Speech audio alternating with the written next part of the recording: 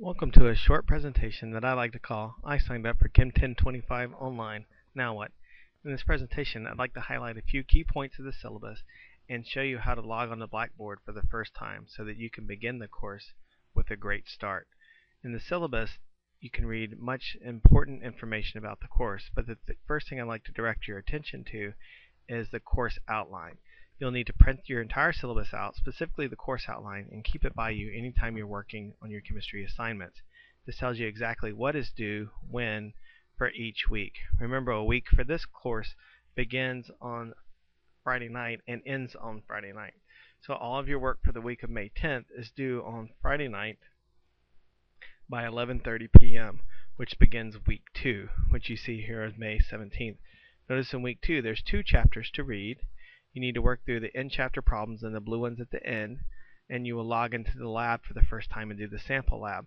I will provide you with a pen during the second week of class. You do not need a lab manual. It will be provided through Late Night Labs, and you do not need to purchase a pen. That is provided for you through your tuition with Valencia.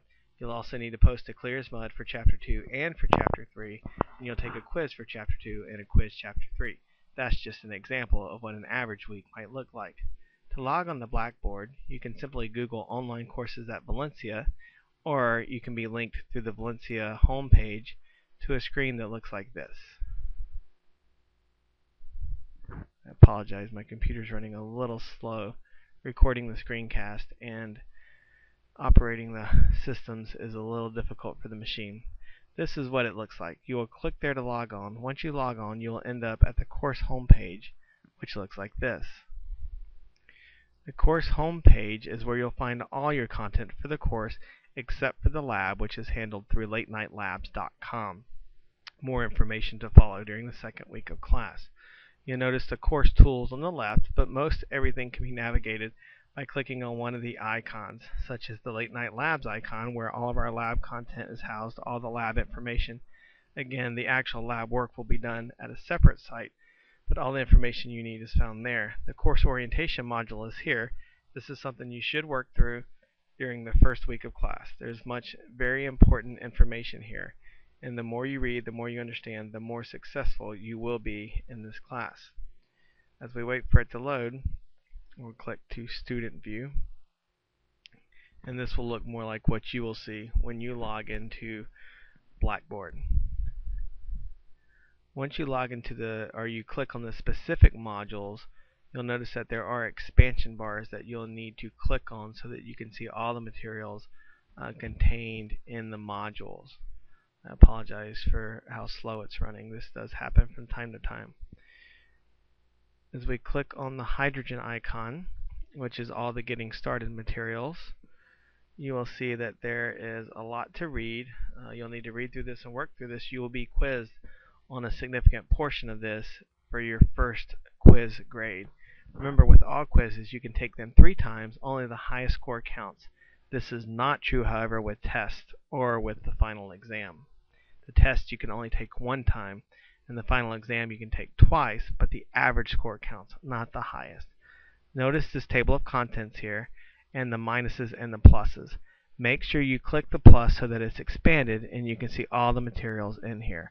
For example, click here for the introductory quiz, which is only available until 11:30 p.m. You must be done with it by 11:30 p.m. on Friday night to receive credit. Otherwise, the computer will lock you out of it. So remember, you have 3 attempts. It's a good idea to take the first attempt early in the week so that you have more time to complete the next couple of attempts. There's also an Ask Your Instructor form. This is where you would ask a question much like you would if you were in class and you had a question that you thought the entire class could benefit from, like when is the test due, or what is to be expected on the test, those kinds of things. I'll click the home icon and return to the first page and show you a little bit of the content contained in a module. As we wait for that to load, I'd like to encourage you that a good way to work through this course is to try to read the chapters on the weekends. Then you have the week to work through the slides to make sure you understand all the information, and to work through your quiz attempts. Remember, 3 attempts. Only the highest score counts. So it is definitely to your advantage to take the quizzes more than once. But don't wait until Friday night. If you wait until Friday night at 10 o'clock to complete all of your assignments for the week, you will not get done. There's simply too much work. Online courses are not designed to be easier than face-to-face courses, just more flexible. Also, this is not an independent study. You will have to work on the chapters that the entire class works on. This helps keep our conversation synchronous as you have questions. And here you see your learning resources, your unit learning map, your graded activities, and your support form. So if I click the expanded bar, you can see that your graded activities for this unit are an introductory discussion, your 4 quizzes, and a test. I want to show you briefly what the slides look like. These are lecture slides. If we were in class, these are what I would be lecturing from, and they're also printable and savable. So this is something that you can print out, you can have to look at your own time so that you can master the material, which again is the goal of the course.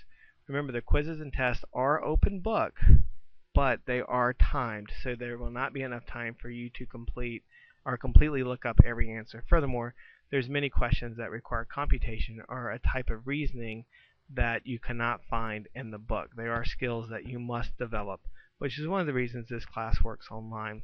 As we wait for the PowerPoint slides to load, notice also the tutorials. For most of the difficult topics, we have tutorials.